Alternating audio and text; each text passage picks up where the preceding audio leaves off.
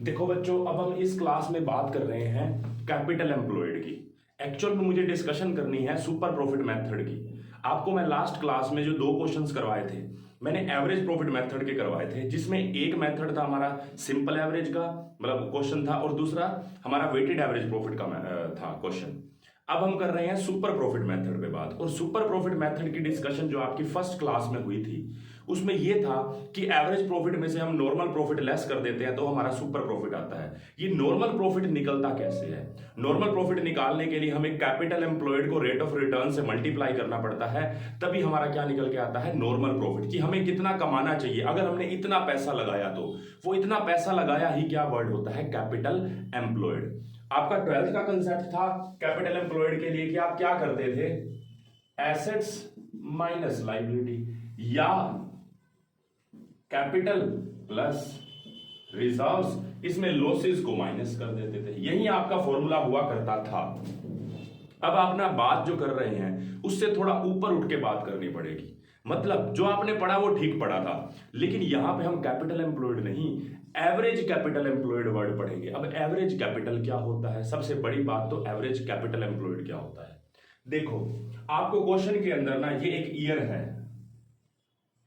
इस ईयर का आपको 31 मार्च 2022 है। यहां पे कैपिटल एम्प्लॉयड साल के एंड में जब हम गुडविल निकाल रहे हैं, उस दिन हमें कैपिटल एम्प्लॉयड बता रखी है कि बिजनेस में 20 लाख रुपए लगे हुए हैं। हो सकता है हमने पूरा साल 15 लाख लगाए हों और साल के लास्ट दिन हमने 5 लाख और ऐड कर दिए हों। तो मुझे बताओ, आपने एक्चुअल में पैसा कितना लगा रखा था पूरा साल? 15 लाख रुपए। ये तो साल के लास्ट दिन आया है, तो मेरा कैपिटल एम्प्लॉयड 15 लाख बनता है या 20 लाख रुपए जो हमने कमाया है उसके लिए, नॉर्मल प्रॉफिट के लिए 15 लाख। लेकिन ये तो कंफ्यूजन का सोर्स बन गया।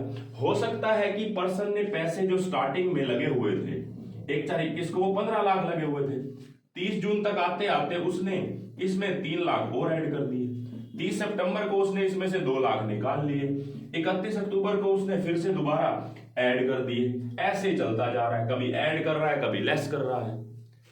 तो मैं कौन सी कैपिटल एम्प्लॉयड लूं? मैं 20 लाख लूं, 15 में 3 ऐड करूं, 2 माइनस करूं, 1 ऐड करूं, कैसे करूं? ये बात, ये कॉम्प्लेक्स जो चीजें थी, ये आपके 12th के जो गुडविल वाला ट्रीटमेंट था, गुडविल की कैलकुलेशन थी, वहां पे कैपिटल एम्प्लॉयड निकालने के टाइम पे डिस्कस नहीं हुई थी। वहां पे आपके लिए सिंपल चीजें थी, लेकिन यहां पे ऐसा सिंपल नहीं है। सिंपल ये भी है, लेकिन आपने इसको समझना है। देखो, एक काम किया जाए, हमें क्या मतलब कि हमने स्टार्टिंग में बीच में कितने कैपिटल ऐड किया या लेस किया है। हम एक काम कर सकते हैं, 15 लाख रुपए ओपनिंग लगे हुए हैं ना, सबसे बढ़िया साल में कितने लगाए कितने नहीं, वो तो उसने बताया ही नहीं, हम क्यों कंफ्यूज हो, क्वेश्चन में नहीं बता रहा। तो हम एक काम कर सकते हैं, 15 लाख रुपए आपकी ओपनिंग कैपिटल है, 20 लाख रुपए क्लोजिंग है, दोनों का टोटल कर दो, डिवाइड बाय 2 कर दो, बात खत्म। 17.5 लाख रुपए आपकी क्या निकल के आ गई, एवरेज कैपिटल एम्प्लॉयड।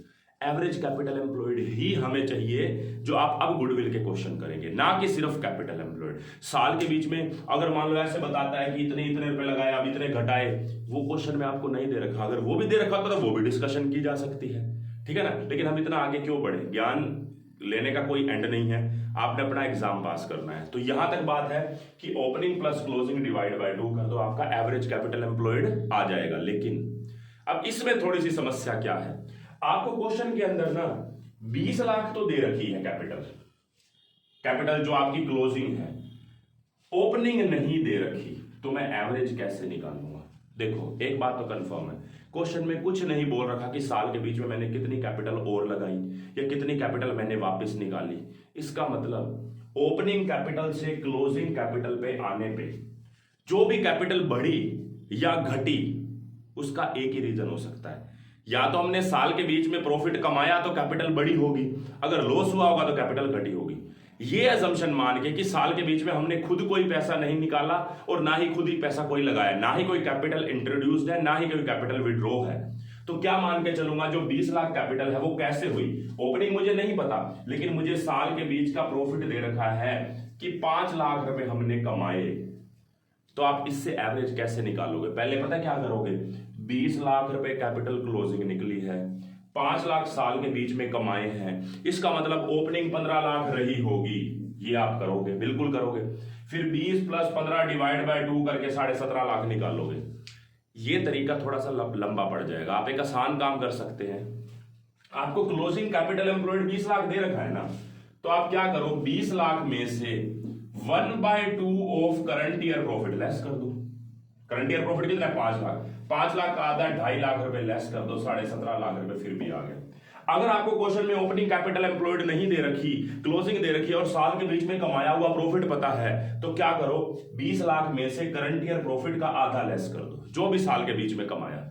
ठीक है। अब मैं जैसे आपसे पूछूं, मान लो यहां पे 6 लाख रुपए कमाए होते तो ओपनिंग होती 14 लाख रुपए, बिल्कुल ऑब्वियस है। 14 होती तो अगर आप क्या करते, 14 plus 20 lakh divide by 2, 17 lakh रुपए आपकी एवरेज कैपिटल एम्प्लॉयड आ जाती। और अगर आप दूसरे तरीके से चले तो 20 लाख में से करंट ईयर प्रॉफिट का 1/2, 6 लाख का आधा 3 लाख घटा दो, तब भी 17 लाख ही आएगा। आप लंबा करोगे तरीका तो पहले इसमें से ओपनिंग निकालोगे, फिर opening plus closing divide by 2 करोगे। इट्स बेटर आप क्या करो, ये मत करो और आप सीधा करो करंट ईयर प्रॉफिट का आधा लेस कर दो, एक ही बात है, आंसर वही आएगा। तो मैंने आपको कैपिटल एम्प्लॉयड जो आपने 12th क्लास में पढ़ा उससे आगे लेके गया। पहले तो मैंने बताया एवरेज कैपिटल एम्प्लॉयड क्यों चाहिए, उसके बाद क्वेश्चन में ये अजम्पशन है कि साल के बीच में हमने कोई कैपिटल इंट्रोड्यूस नहीं करी, कोई विड्रॉ नहीं करी। कैपिटल बढ़ने और कम होने का एक ही रीजन है, या तो प्रॉफिट हुआ है या लॉस हुआ है। इस एजम्पशन पे ये काम चल रहा है। ठीक है। उसके बाद मैं आपको बोलूंगा कि दोनों अप्रोच से आपकी 2 अप्रोचेस होती है, या तो एसेट्स माइनस लाइबिलिटी या capital plus reserve minus losses. इन दोनों अप्रोचेस से आपका कैपिटल एम्प्लॉयड कैसे आ सकता है, इसके ऊपर मुझे डिस्कशन करनी है। फिलहाल आप ये नोट कर लो, आप रफली नोट कर लो पहले इसको। देखो बच्चों, अब हम बात करते हैं जो एसेट्स माइनस लाइबिलिटी या कैपिटल प्लस रिजर्व जो हमारी अप्रोच रहती है उसके ऊपर थोड़ी डिस्कशन करते हैं। आपके पास ना ये बैलेंस शीट दे रखी है, आप एसेट्स माइनस लाइबिलिटी से मुझे कैपिटल एम्प्लॉयड निकाल के दिखाएं। सबसे पहले मुझे गुडविल दे रखी है। आप एक बात समझे, आप कौन सा चैप्टर पढ़ रहे हैं? Valuation of goodwill. गुडविल ही तो आपने निकालनी है, और गुडविल निकालने के लिए तो आप कैपिटल एम्प्लॉयड निकाल रहे हैं, नॉर्मल प्रॉफिट निकाल रहे हैं, एवरेज प्रॉफिट निकाल रहे हैं, सुपर प्रॉफिट निकाल रहे हैं, तभी तो गुडविल आती है। तो क्वेश्चन में अगर बैलेंस शीट में गुडविल दे रखी है तो जस्ट इग्नोर करेंगे हम इसको एसेट्स माइनस लाइबिलिटी के लिए। हम ट्रेड इन्वेस्टमेंट्स को अपनी कैपिटल एम्प्लॉयड में लेते हैं। ट्रेड इन्वेस्टमेंट कौन सी होती है? जैसे हमने इन्वेस्टमेंट कर रखी है, जैसे प्लांट की रिप्लेसमेंट के लिए पैसा कहीं पे इन्वेस्ट कर रखा है। देखो प्लांट बड़े महंगे महंगे आते हैं, ऐसा नहीं है कि बहुत सस्ते आते हैं। आज आपने जैसे प्लांट खरीदा, कल आप तभी से ही उसकी रिप्लेसमेंट का पहले से ही पैसा इकट्ठा करने लग जाएंगे। कल को उसको रिप्लेस करवाने के लिए भी तो पैसा चाहिए ना, एकदम से पैसा इकट्ठा नहीं होता, कई करोड़ों के प्लांट होते हैं अगर। तो अब आप सोच के देखें, आप वो पैसा जो इन्वेस्ट कर रहे हैं अपने बिजनेस के लिए ही, भाई मुझे कल को प्लांट रिप्लेस करना है, और वो पैसा अपने पास रख के भी क्या करेंगे, कुछ ना कुछ ब्याज मिलेगा तो कमाई तो होगी ना। तो ये ट्रेड इन्वेस्टमेंट है, इसको मैं लूंगा एसेट्स के अंदर। फिर नॉन ट्रेड इन्वेस्टमेंट, मान लो एक बात सोचो, ये बिजनेस है, इसने बिजनेस के मालिक से 3 लाख रुपए उधार ले रखे हैं। इस पैसे को बिजनेस में ना लगा के, बिजनेस ने बिजनेस में नहीं लगाए, ये बिजनेस एक पर्सन है, इस बिजनेस ने अपने मालिक से 3 लाख रुपए लेके इस पैसे को बिजनेस में ना लगा के आउटसोर्स कर दिया 60,000 रुपए को। क्या ये मेरी गुडविल निकालने के लिए मैटर करता है?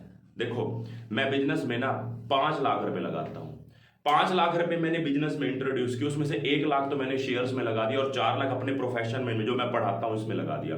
तो मेरी जो गुडविल है उसके लिए जो कैपिटल एम्प्लॉयड है, जो कैपिटल लगी हुई है मेरे बिजनेस के अंदर, वो तो 4 लाख लगी हुई है ना। 5 लाख लगाए थे, 1 लाख तो कहीं और लगा दिए, उससे कमाई होगी, देखी जाएगी।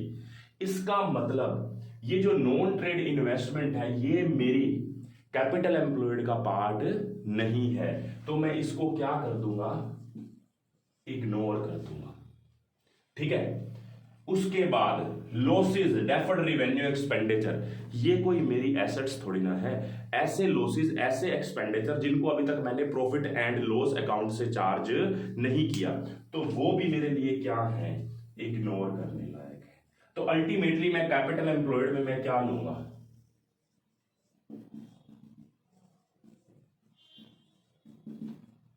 कैपिटल एम्प्लॉयड में क्या आएगा, 1 लाख रुपए, और दूसरा अदर एसेट्स में 1 तो 1,00,000 रुपए ट्रेड इन्वेस्टमेंट जो मेरे बिजनेस से कनेक्टेड है, और इसके अलावा और भी कोई एसेट, कैश हो गया, सन्डी डेटर हो गया, स्टॉक हो गया, plant and machinery, land and building, furniture, fixers, कुछ भी। ये हो गया हमारी एसेट्स में। दो चीजें लेंगे, माइनस कर दो लाइबिलिटी 5,00,000 रुपए की, तो 750 प्लस 1,00,000, 850 में से 5,00,000 चले गए, 3,50,000 में मेरा कैपिटल एम्प्लॉयड है। अभी एवरेज नहीं निकला, एवरेज में तो तब निकलेगा ये तो सिर्फ मेरा कैपिटल एम्प्लॉयड निकला है। इसके लिए मुझे एवरेज निकालने के लिए क्या करना पड़ेगा, 1/2 of current year profit less करेंगे, वो बाद की बात है, पहले कैपिटल एम्प्लॉयड निकालना तो सीखें।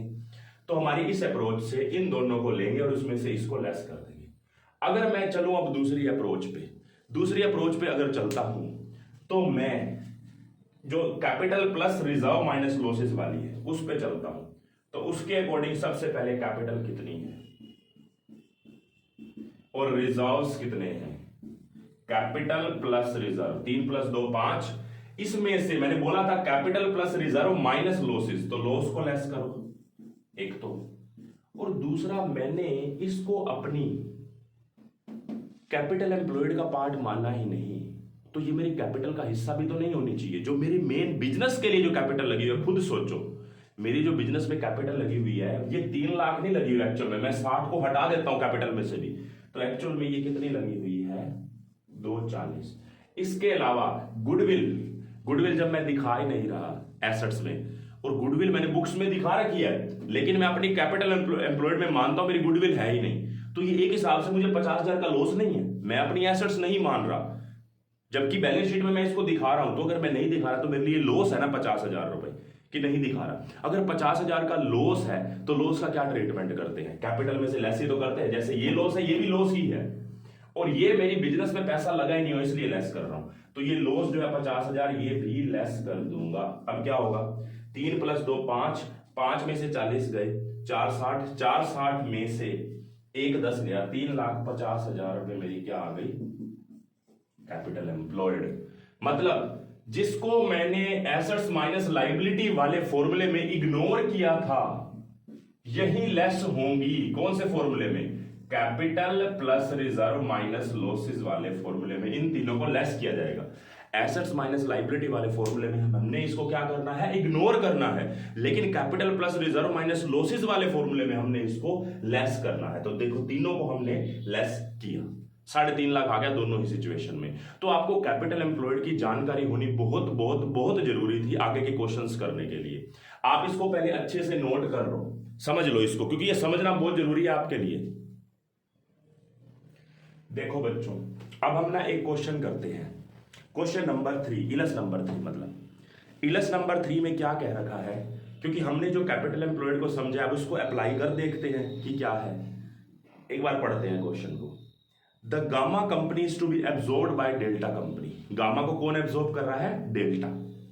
And in order to decide upon the purchase consideration it is necessary to value the goodwill of the gamma company. कह रहा है कि हमें परचेज कंसिडरेशन निकालने के लिए हमें क्या करना पड़ेगा, गुडविल निकालनी पड़ेगी, कितने रुपए में बिजनेस बिकना चाहिए। The two companies agreed that the basis of the calculation of the goodwill shall be 3-year purchase of the average annual super profit। हमारा average annual super profit apply होगा, और नेट प्रॉफिट हमें 5 सालों के दे रखे हैं, पहले साल का प्रॉफिट दे रखा है हमें लास्ट 5 ईयर में, और इनकम टैक्स घटाने से पहले का है तो इनकम टैक्स भी घटाएंगे। और कितना दे रखा है, 2015 का, 16 का, 17 का, 18 का और 19 का।